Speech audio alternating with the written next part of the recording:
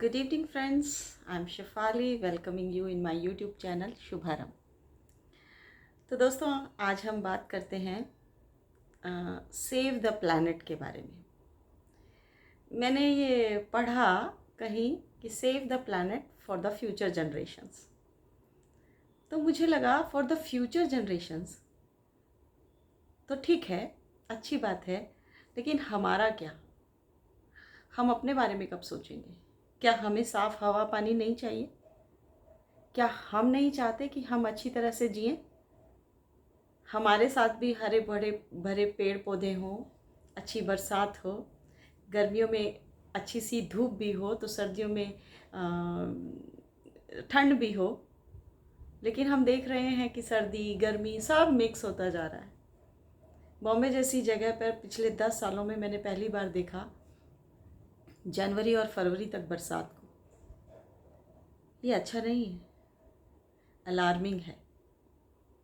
तो बात ये होती है कि कौन बचाएगा? कौन बचाएगा? बड़े बड़े साइंटिस्ट, या वो जो पॉलिटिकल लीडर्स हैं, वो जो बड़े बड़े प्लेटफॉर्म पे खड़े होकर बात करते हैं? नहीं, अगर उन्हें बचानी होती तो आज ये कंडीशन नहीं होती।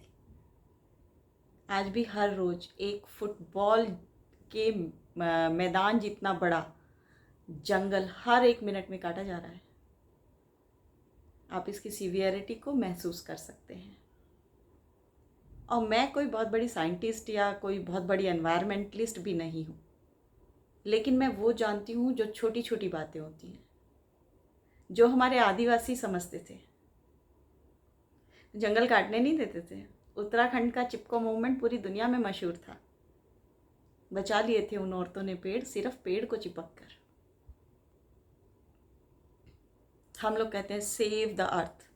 अर्थ को सेव करने की ज़रूरत नहीं है। अर्थ तो पता नहीं कितने सालों से, हजारों करोड़ों सालों से रही है, कितनी बार बनी है, कितनी बार ठीक हुई है। अर्थ अपने आप को ठीक कर लेगी।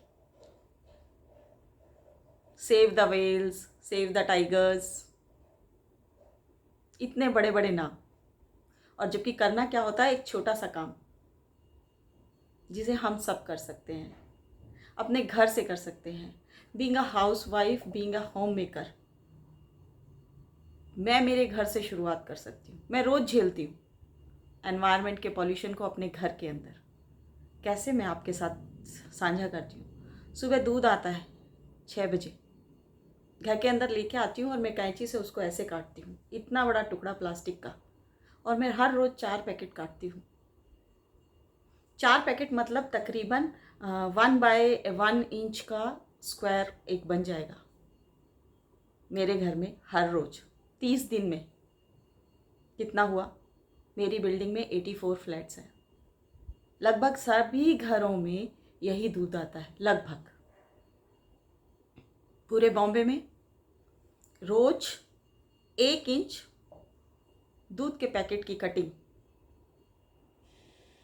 बाकी जो बड़ा वाला हिस्सा है उसे तो उठा के हम कचरे के डब्बे में डाल देते हैं कि ठीक है, ये बायोडिग्रेडेबल में डाल दिया और ये अनबायोडिग्रेडेबल में डाल दिया।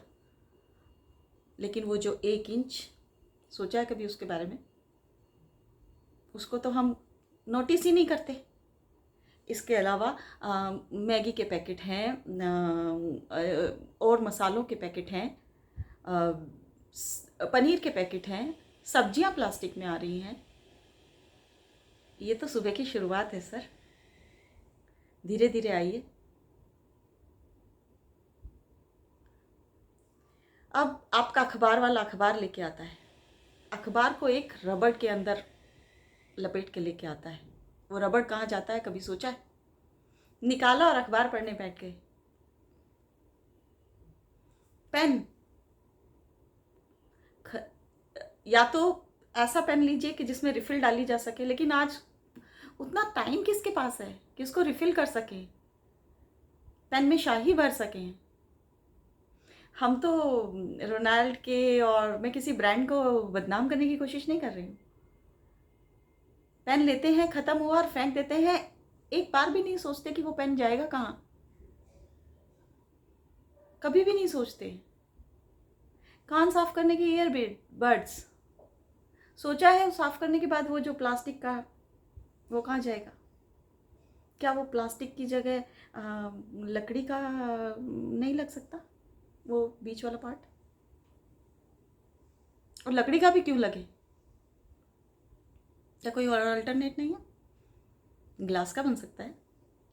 दूध की बोतल ग्लास की हो सकती है, लेकिन उसमें हमें थोड़ी मेहनत करनी पड़ेगी ना। हम मेहनत करना भूल गए हैं एनवायरनमेंट को बचाने के लिए।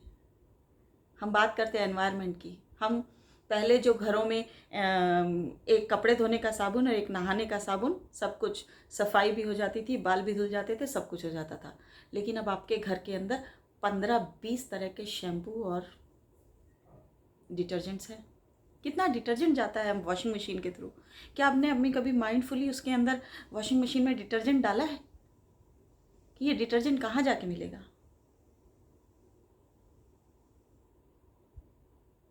और बहुत कुछ ऐसा है, बहुत कुछ जिसे हम ठीक कर सकते हैं। प्लैनेट अर्थ को सेव करने की जरूरत नहीं है, अपनी आदतों को ठीक कीजिए, अपनी आदतों को ठीक कीजिए। हम एक फ्लैट खरीदने जाते हैं, सोचते हैं हमारे चारों तरफ हरा भरा हो, लेकिन वो फ्लैट कहाँ बना है? एक जंगल को काट के बना है। और अब आप अपने 4 गमले आपने बालकनी में लगा के सोच लिया कि ठीक है आप तो एनवायरमेंटलिस्ट बन गए। नहीं, ऐसा नहीं होता है। प्लैनेट को सेव करने की जरूरत नहीं है, सेव योर सेल्फ। क्योंकि प्लैनेट अपने आप को बचा लेगा, लेकिन आप ज़रूर ख़त्म हो जाएंगे। ह्यूमन जनरेशन ज़रूर ख़त्म हो जाएगी। खाएंगे क्या जब सब जगह मकान बना देंगे, सब जगह बिल्डिंग बना देंगे? अच्छा, एक बात बताइए कि हम किसी चीज़ का दोहन क्यों करते हैं, या किसी चीज़ का नाजायज़ फ़ायदा कब उठाते हैं? जब हम उसको बिलोंग नहीं करते, जब हमारे अंदर ये फीलिंग नहीं होती कि हम उसको बिलोंग करते हैं। जिस दिन हमारे अंदर ये फीलिंग आ जाएगी कि ये earth, mother earth belongs to us, जब हम किसी चीज़ को बिलोंग करते हैं तो हम उसकी केयर करते हैं। हमें वो बिलोंगिंगनेस पैदा करनी पड़ेगी। वो बिलोंगिंगनेस कैसे पैदा होगी? एजुकेशन के थ्रू पैदा होगी या एक्सपीरियंस के थ्रू पैदा होगी?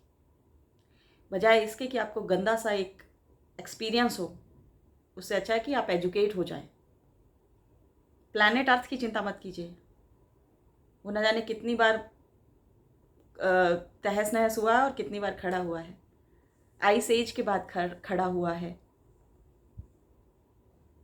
तो जो मुझे समझ में आता है वो इतना कि हम जो एनवायरनमेंट की सबसे छोटी यूनिट है, ह्यूमंस, हमें समझना पड़ेगा। हमें अपने अंदर चेंज करना पड़ेगा। हमें मना करने पड़ेगा नो टू प्लास्टिक। प्लास्टिक अगर धरती पे से ख़त्म हो जाए तो धरती हरी भरी हो जाएगी। कोरोना ने तो बहुत कुछ सिखाया। ये आया ही वायरस इसीलिए था, ये बता दे कि या तो तुम संभल जाओ, नहीं तो फिर एनवायरनमेंट को, नेचर को, अपने आप को कैसे ठीक करना है उसे आता है। फिर वो चाहे वायरस के रूप में आए, चाहे बड़ा सा ज्वालामुखी फूटे, चाहे बड़ी सी फ्लड आए या क्या आए, पता नहीं। बड़े बड़े डायनासोर्स ख़त्म हो गए, मैमथ ख़त्म हो गए। ये इसलिए नहीं ख़त्म हुए थे कि कोई पॉल्यूशन था उस वक्त, क्योंकि धरती को अपना इक्विलिब्रियम ठीक करना था। कुछ तो गड़बड़ जरूर रही होगी उस वक्त। आज वो गड़बड़ कौन कर रहा है? आज वो गड़बड़ प्लास्टिक कर रहा है। तो आइए घर से शुरुआत करते हैं, छोटी छोटी चीज़ों का प्लास्टिक मैनेज करते हैं उसको, और अपने लिए, धरती को अपने लिए बचाते हैं, एनवायरनमेंट को अपने लिए बचाते हैं। फ्यूचर जनरेशन के लिए तो खुद ब खुद हो जाएगा। मिलते हैं फिर एक नए टॉपिक के साथ, सोचिएगा ज़रूर। धन्यवाद।